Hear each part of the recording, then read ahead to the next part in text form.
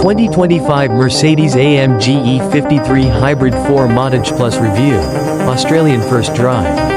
The performance division of Mercedes-Benz always made iron fist super sedans. But the new plug-in hybrid E53 AMG delivers a velvet glove with a lithium-ion fist.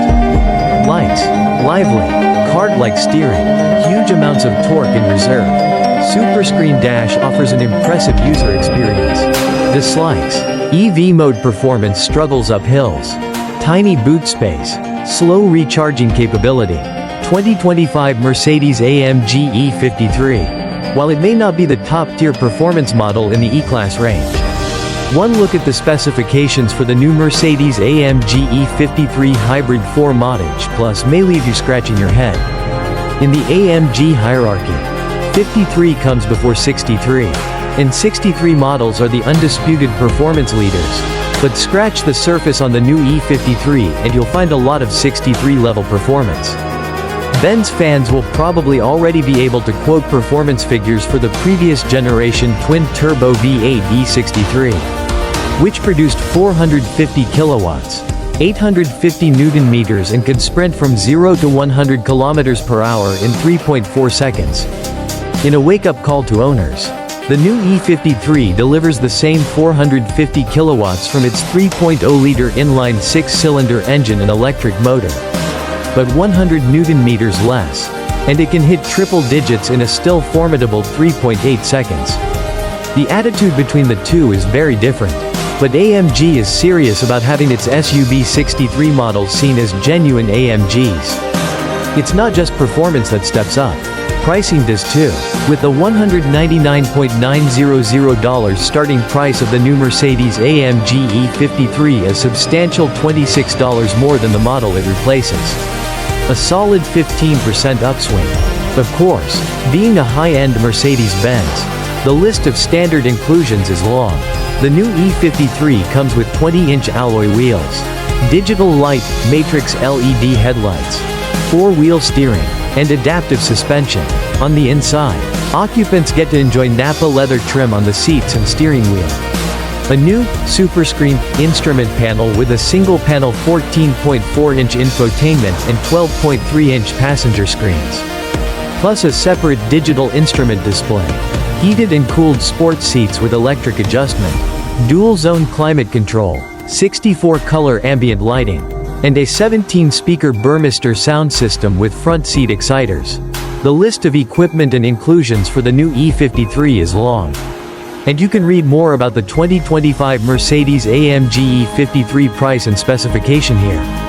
The biggest difference between the W214 generation E53 and its predecessor is the new model's plug-in hybrid powertrain. According to NEDC testing, the 21.2 kWh usable capacity battery enables a 100 km electric-only range, plus a 7.4 kWh storage buffer, to ensure peak performance is never diminished in demanding driving. The 3.0-liter six-cylinder engine is rated at 330 kilowatts and 560 Newton-meters, while the transmission-mounted electric motor produces 120 kilowatts and 480 Newton-meters. A 9-speed torque converter automatic transmission and rear-biased all-wheel drive help harness those outputs. There's probably little point in boring you with the interior fine detail. For a lot of Mercedes owners, the E-Class is where the real Mercedes-Benz experience starts. And there's a noticeable lift in quality in the E53 compared to cars like the C-Class and GLC. Nicer materials, more soft-touch surfaces in the interior, and touches like the E53's Nappa leather trim make the E-Class feel like a true luxury car. Boot space is something of a letdown, though, with just 370 liters of boot space available. In a non-PHEV E300 boot space measures 540L. So the impact is significant. The boot is big enough to fit a regular suitcase, but the floor is high and the opening small. Whereas the hyperscreen single-panel display found in cars like the Mercedes EQS looks a little unresolved. The new Superscreen in the E-Class makes far more sense. The dash is still one huge display panel, split across two screens, but the separated driver's instrument looks more resolved and upmarket. The driver and passenger face 12.3-inch screens, The passenger screen is configured so that the driver can't be distracted by what's shown on it, and it works. In between, the infotainment is handled by a huge 14.4-inch display. The MBUX infotainment platform handles almost all of the car's functions and controls, and can be accessed via touch, voice commands, or through controls on the left steering wheel spoke. Mercedes-Benz has persisted with touch inputs for steering wheel controls, which is a frustrating experience. The layout is intuitive, but the combination of press and swipe controls can be easily misregistered by the car. Audiophiles are sure to love the 17-speaker Burmester sound system, which sounds fantastic and has good clarity at high volume. Less likable are the front seat exciters, designed to add 4-dimensional sound by shaking the front seats in time to your music. The effect feels more like having a phone vibrating under your bum. And for me at least, was the most disappointing aspect of the sound system. It can easily be switched off. At least, of course, Mercedes-Benz allows owners to tailor their car further. So while an exterior chrome package is standard, night, $3,000, and carbon, $6,000, packages swap the chrome trim for black.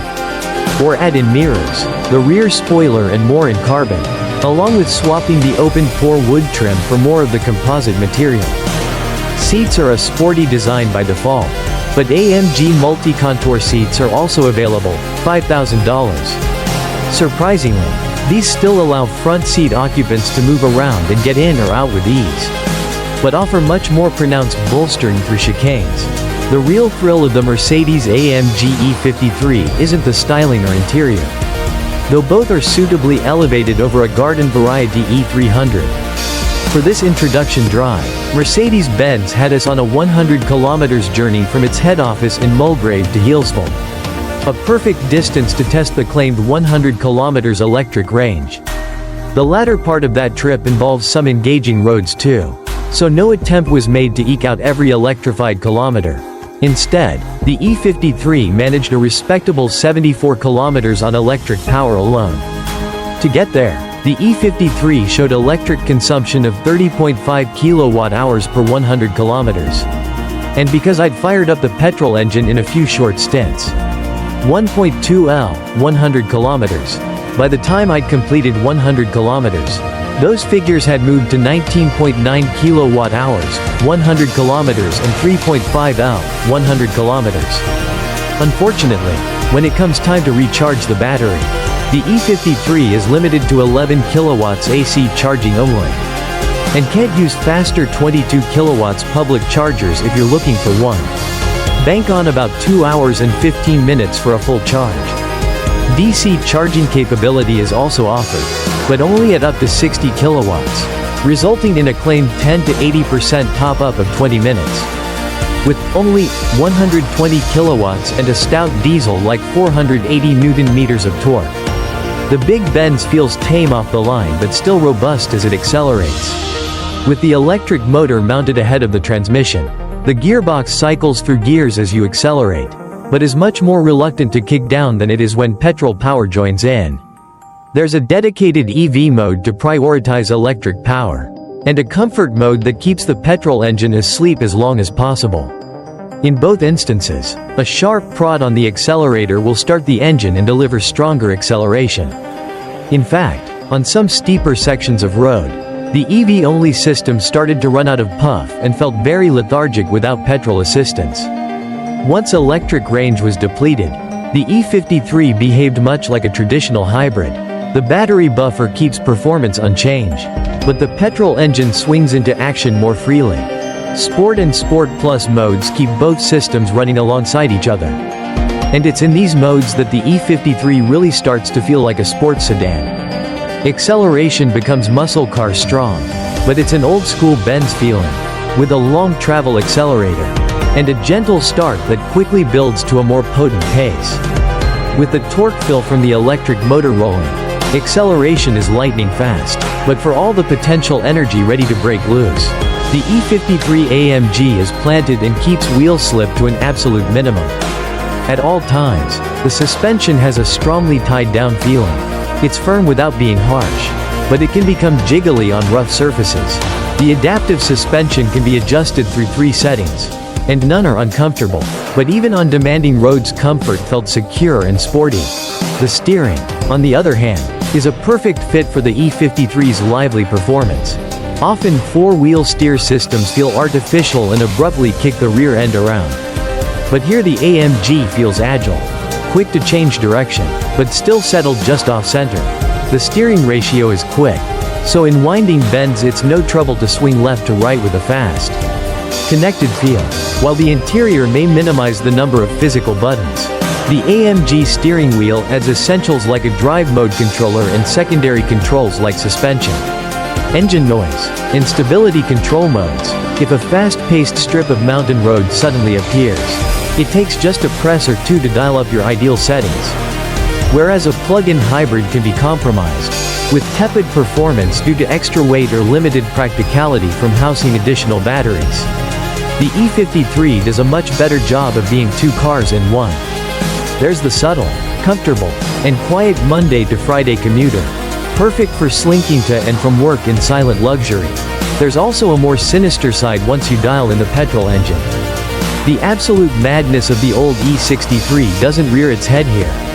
What you get is a more civilized, but still formidable, performance sedan, one that feels like a Mercedes-Benz of old, with a high-quality interior finish, and the most subtle of external cues to the potential lurking under the bonnet.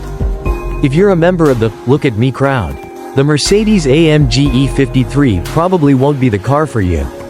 But if subtlety, smoothness, and easily accessible surges of power are your thing, the E53 truly delivers.